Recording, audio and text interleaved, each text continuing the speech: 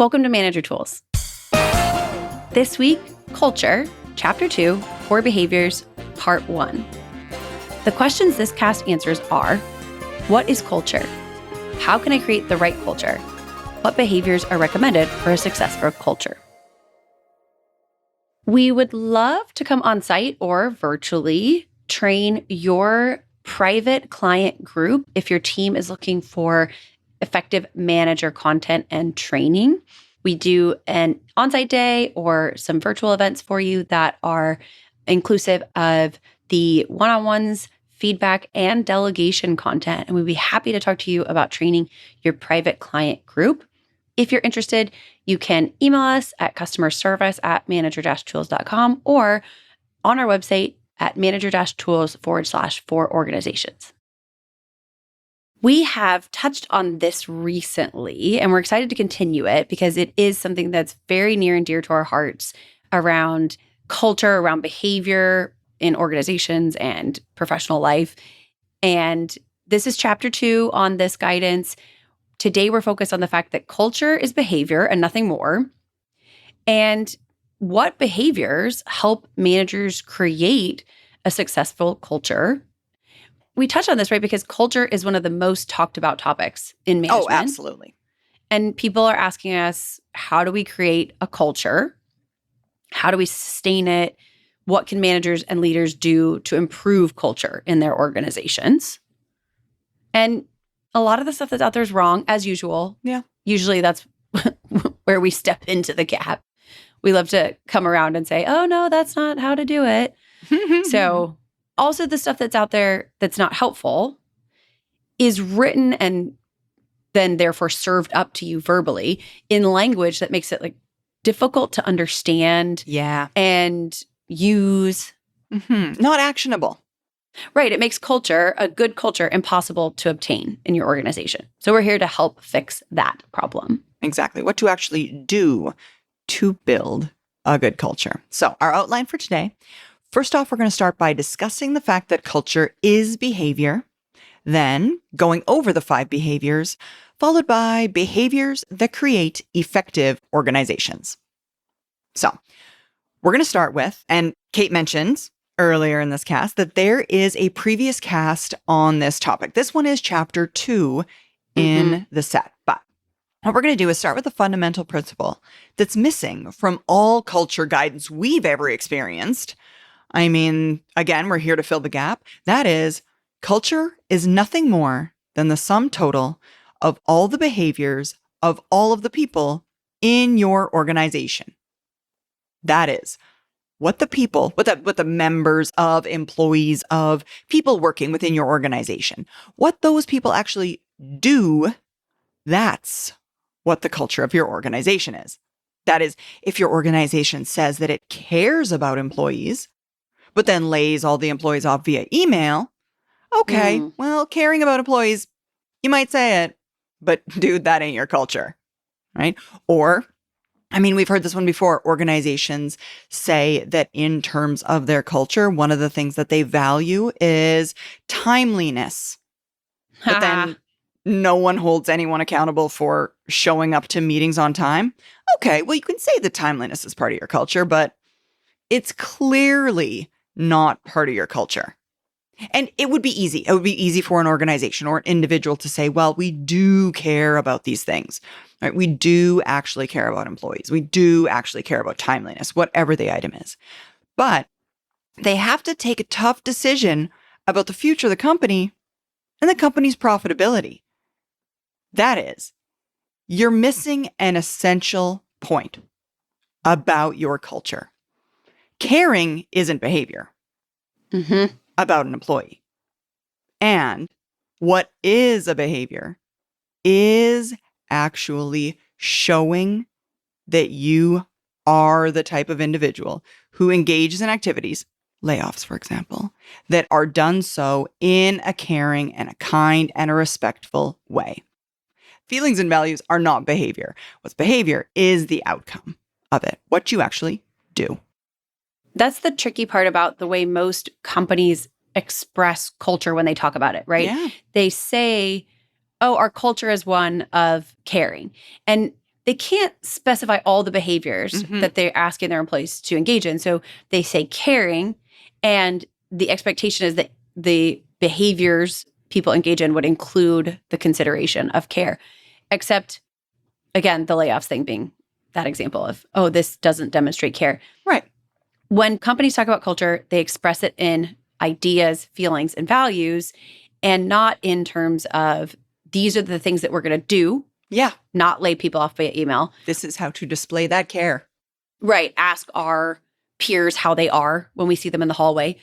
And so there's a gap there. And again, it makes sense from an organizational perspective. You can't make a list of all the things that are acceptable and unacceptable. Yeah, absolutely. And since we're here, right, we do think the value or principle of caring for others is wonderful, necessary, and not only should it be part of the values of the organization, it should be part of organizational life. Yeah. We're not demeaning the idea of care. We agree with it. We do. We agree with caring about each other. Hopefully you've been listening long enough to know that we have encouraged you to care for those around you at work. The thing is, though, a culture of caring, right? And assume air quotes around that, y'all, is in virtually all instances simply a value, an organizational value professed, touted as really marketing for hiring in most cases. And what organizations need to do to actually have a culture of caring is then to define a set of behaviors that it expects to see practiced by all its members. And that's tough to do. Yeah. It would be a long list.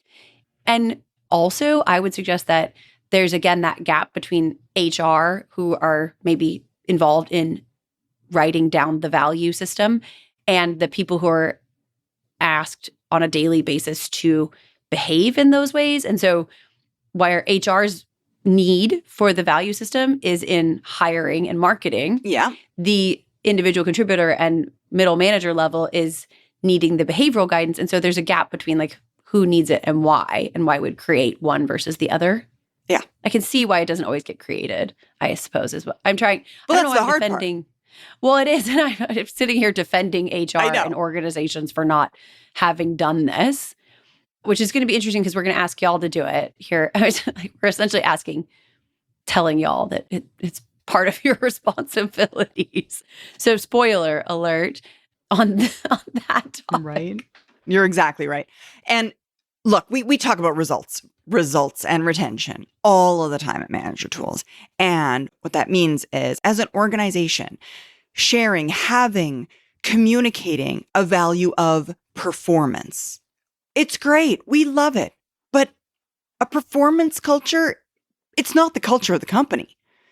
If your performance reviews are done sloppily and they're poorly delivered, as they so often are, then it's not really a performance culture. Again, it kind of goes back to the timeliness thing. You can say it's one of your core values. You can say that's your culture, but is it? If you don't hold people accountable and you do it poorly, and for performance reviews, even when performance reviews are an organizational behavior, they're not effective performance communications. Mm-hmm. I mean, waiting once a year to have performance communications with the people within your organization is far too rare to be helpful at all. And we all know this, right? It feels like punishment because you waited a year to say it. Performance happens every day. Performance just doesn't happen once a year. And a performance culture requires the behavior of regular performance communication in order to maintain it. And then, in our opinion, to say that you've got one. What's more, if managers don't give regular performance communication, regular feedback, while their company says it has a performance culture, the manager's directs, they're not living in a performance culture. They're not. Yeah, that's not the water you're swimming in. No. Even if somebody says, Yeah. hey, this water's blue. It's like, it's green. Okay. From your angle, maybe. We don't want to overwhelm you with a bunch of negative examples. And we supply these to you because we do believe that it especially highlights the behavior is culture point that we're trying to make. It's unfortunate that we're making it with negative examples. And again, if you say you're timely, but then everyone's late to meetings, you actually have a late culture, not a timely culture. Mhm. If there's a birthday party each month for people with birthdays that month, you have a celebration of birthdays culture. If deadlines get missed and there's not feedback, you have a missed deadline culture. Yeah. And maybe projects get delivered, but they're rarely on time or on budget or within scope, then you have a poor project delivery culture. Exactly. And as Manager Tools managers, it's our responsibility to, I would say, uphold many of these standards. We believe that to be true. We believe that the Manager Tools manager is more invested in creating positive cultures that are reflective of what the organization asks of us. And we can help you do that. Yeah. I think that's accurate. That's how I feel about it. If you've not yet heard, dear listener, our podcast on Welcome to They, you are, enforcer is a heavy-handed word, and I don't mean it to be that way, but you are the enforcer of the culture. Mm-hmm. The Manager Tools manager insists on the behaviors that he or she believes in, and the resultant behaviors, all totaled, are the culture of that manager's part of the organization. And we encourage you to know and believe in and support the values of your organization. My guess is, in part, you chose your organization because of the culture it suggested it had prior to your being hired there. And so it is then on your part as a leader, as a manager, it's unprofessional for you to not uphold the values of your organization. And whether you knew those values or not prior to your arrival here, it is unprofessional to denounce the values of your organization. And as managers, as leaders, we have to do what we can with what we've got. And the way we can do that is at a behavioral level where the results matter anyway. Yeah. If we consider ourselves guardians of the organization's culture, and we are at the level where it matters, we're at the level of where the rubber meets the road, then, okay, let's think about the fact that it makes sense that we are those guardians, right? Because we can see and hear individual behaviors that make up the culture. We're there. Yeah. And we also have purview, and we're probably the right people to do this as well, because I would go another step further and suggest that the Manager Tools manager is more likely than other managers or more other people genuinely to be aware of behavior. Yeah. We talk so much about behavior. We're so deeply immersed into it. There's a little bit of academic creep, I think, a little bit like don't ask the fish about the water as well, in terms of us thinking that others are as cognizant of behaviors as we are. If you're a Manager Tools manager, I bet you spend more time thinking about behavior than any other manager you know. I would completely agree with that, even if you're not immersed in it the same way you and I are, Kate. Mm-hmm. Because you possess the knowledge that behaviors are where it matters, and that's what causes you to focus more on behaviors. You're absolutely right. Right. So you're in a very sweet spot, listeners, to influence that culture through behavior. And if you think about it, right, the organization's leaders, the C-suite, the upper levels, really can only proclaim, pronounce, educate, tout, and they can hopefully set an example. The key is managers are the ones who make culture happen by communicating about effective versus ineffective behaviors. Mm-hmm. You're absolutely right. That is our role. You may have heard that what was released recently was the Effective Manager book, 2nd edition. It's available now, and it's got all of the value of the 1st edition, plus how to make it work with remote and virtual teams. You can purchase it on Amazon, or if you'd like a signed copy, visit our website, manager-tools.com, to get your copy today. Now let's actually dig into the 5 behaviors. And folks, most professionals have a mistaken view of behaviors. They think behaviors are only interpersonal in nature. And it's not that they aren't that. I mean, interpersonal behaviors make up a big part of the totality of all of our behaviors. But our interpersonal behaviors are not the only behaviors we engage in. Moreover, they're not the only behaviors within the purview of the manager to ensure are discussed, are talked about. There are also work product behaviors specific to the workplace that matter, as well as the behaviors an individual is engaging in outwardly, facial expression, body language, things like that. Mm-hmm. We've only ever really done this once in detail in our commented on podcast, Aggregated Behaviors or Performance. So for the purposes of the culture discussion, we're going to go over an in-depth definition of behaviors. And as we do, think about which behaviors you want to define the culture of your team. We suspect more will come from the workplace behaviors. Yeah. And that's fine. But they're all included. Right. And if earlier when I said, oh, you're probably more immersed in behaviors than the other managers you know, and you thought to yourself, what? Hey, here we are. We're going to help you get really immersed. It's going to be fun. Starting with the words you say, right? That's the first one. Mm-hmm. Yes, absolutely. There's a difference, audible and measurable, between an individual who asks, can I place that order?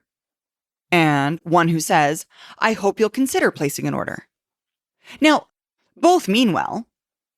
I mean, I'd go so far as to say, in some cases, some people don't even notice the difference when they hear those two sentences. And we would definitely, surely the people that say those two things, in one case ask, in one case state, surely the people would say themselves that they meant well, but meaning well, and saying those two things will likely get you a different result in the long run. And to your point about, like, does the person hearing it hear them very differently? I think it's almost harder on the end of the person who's actually talking. The difference when you think about those two sentences of you saying them, I don't even know if people hear themselves say them very differently. Feels like the same thing to me. Yeah.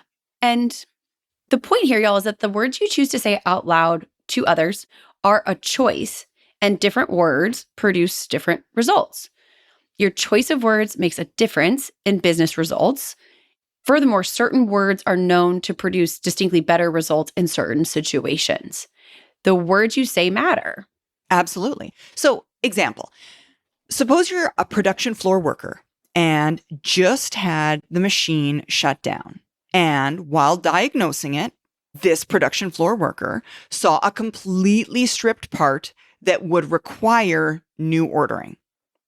What if, in response to your inquiry to this floor worker, this person said, I'm working on it? Well, okay, I could hear that, but would you want that, or would you rather them say, I'm working on it and I think I have a stripped widget, which means downtime? Right. And folks, both of those statements are true. Mm-hmm. I'm working on it, and I think I have a stripped widget, which means downtime. They're both true, but the words are different. Which words would you prefer? Second one seems better to me. That's exactly it. Okay, another example, maybe a lighter note. The love of your life says, in passing, waiting in line at a theater concession stand, I'd kind of like to marry you. Do you want popcorn? Yeah. You heard it. You heard it here. We would guess that you'd prefer them to use different words in this marital request. We would guess those wouldn't be the ideal words if you were receiving this question that individual used. And what's more, you'd argue that there are much more effective words, and they would matter to you much more than you, or maybe the sayer, the person telling you or asking you, realizes. Yeah, maybe I just really love popcorn. I don't. It's just a example. So we also have heard about William F. Buckley that it was said that people lost arguments to him, said that they only lost arguments because he is articulate, whereas they just can't quite give voice to their razor-like thoughts. Mm-hmm. But the fact is, you can't think what you cannot say. Yeah. The words you say matter. That's the first one. Words you say. Yes. Yes. And the next one is how you actually say those words, the tone, the demeanor, the speed, the inflection, and the way you say things immensely changes whether or not you intend it to be the case. Immensely, enormously changes the way your words are heard by the recipient. Right, the meaning. Mm-hmm. Our friend Michael Swenson, you may have heard of him before if you've been a long-time listener. And if you're listening, hi, Michael. Michael Swenson uses the string of words, I didn't say you had an attitude problem, to illustrate this point. So, if you say, I didn't say you have an attitude problem, it's clear to the listener, well, I might have not have said it, but someone surely did. Or if you say, I didn't say you have an attitude problem, then, okay, well, it's pretty clear that even though the words weren't said, that's definitely what I thought, or at least was kind of hinting at it. Then there's also the, I didn't say you had an attitude problem. Okay, well, now, surely the problem's not the attitude, but it's something else. You have some kind of problem. Exactly. If you say, I know how to solve a problem, and you say it with a quiet, reserved tone that is inferred as lacking in confidence, then I might choose to give the job to somebody whose words are delivered quickly, briefly, with like more forcefulness behind them, right? Something like, I know how to solve the problem versus I can solve that problem. Exactly. The words you say and then how you say them, speed, tone, inflection, volume. So that's 2. And number 3. Facial expressions. Oh, yes. Such a good time. Usually, smiling when you agree to do something extra for a customer is perceived by customers as more professional than maybe furrowing your brow and not smiling at all. Imagine you're the customer in this situation. Yeah. And you might say, oh, I mean nothing by that. And I would suggest a lot of people aren't paying a lot of attention to their facial expression. I would agree. This is my thinking face. Oh, yeah. This is my thinking face. Y'all can't see us. If you've ever seen us in person, you are probably aware of the fact that both Sarah and I have what I would describe as a suspicious listening face. Oh my gosh, yes. I like that. Our standard listening faces are very furrowed brow, like face tilted back, perhaps not necessarily indicative of our internal state. Right, or our willingness to take on new ideas. Exactly. So there's that. And so again, if you're thinking to yourself, gosh, I don't really think about my face when I say things to people. Okay, cool. We're helping you. And you should know, you should think about your face. Yeah, think about your face. Because pay attention to your face more. Think about your face. Communication is what the listener does, and you're still responsible for your face. Yeah. And the communication of your face. So bear in mind your face. There's a statistic about this, right? That 7% of meaning is determined based on words. 38% is based on the tonal difference, which is the second behavioral part. And then 55% is nonverbal cues, which is this facial expression topic. And the next one, which is body language. Yeah. You got to pay attention to your face. And I mean, we're preaching to the choir here. The high C's. Maybe. That is the folks that are listening to this right now that are both reserved and task focused. You know this one. When you hear an idea that someone else is excited about and you choose not to smile, even though that person's excited, what you're doing is allowing the inference that you're not excited about their idea. You've heard this one before. This is so Yeah. exciting. Why aren't you excited? Come on. Why aren't you excited? Why aren't you more excited? Because people they have the ability to see your face while With seeing their eyes.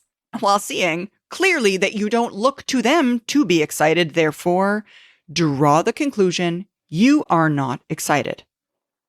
And we can totally understand that is a natural reaction to an idea for some people. Again, Kate and I. Especially you've just heard an idea. Exactly. But if you've only just heard it and that individual sharing something they feel is exciting, right? They're thrilled about, and it's their idea and they've shared it with you and they want to see your reaction, and they see you as not smiling upon hearing their great idea, they think to themselves that you've disregarded their hard work. And yeah. right or wrong, that's the conclusion that they draw. It seems valid. It's fair, right? And then they probably don't think Communication's what the listener does. and you shouldn't then think of yourself as a person who's good at building relationships if you're not willing to consider the impact of your facial expression and their perception of it. Mm-hmm. On your relationships. Yeah. And on them thinking, oh, this person doesn't like my ideas because you have this face, suspicious face. Suspicious face. Exactly. All right. So that's 3. We've got the words you say, how you say them, facial expression, now body language. So crossing an individual's arms or crossing your arms isn't always just a response to the temperature in the room, right? Looking down when being asked a direct question isn't perceived the same way as a response with eye contact is perceived.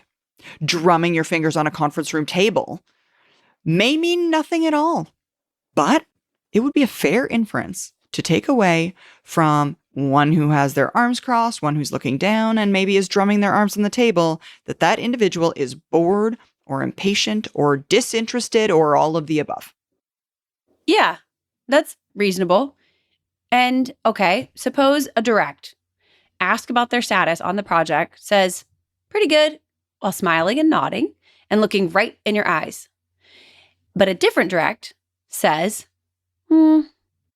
pretty good, after pausing, looking down, and then not looking in your eyes, but maybe looking away. Could you honestly say, listeners, that both answers mean the exact same thing to you? Of course not. Of course not. They don't.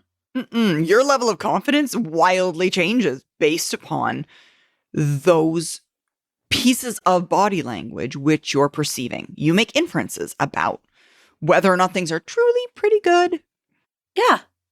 You have all of this information. You have both the words they say and their facial expression and their body language, all this. You have all of this input. And so you take all the input together. Right. You're not disregarding some pieces versus others. Exactly. That's not fair. So, okay. Yeah. This is something we need to know. We're not trying to disparage one of these directs over the other. No. Neither is right, neither is wrong, but there is general agreement about the differences in those two body language approaches to the situation and what they mean in terms of effectiveness toward achieving results. If you want your boss to really believe things are pretty good, it's clear one of these ways of saying it is different than the other. That's all for this week, folks. Join us again next week for a continuation of this topic.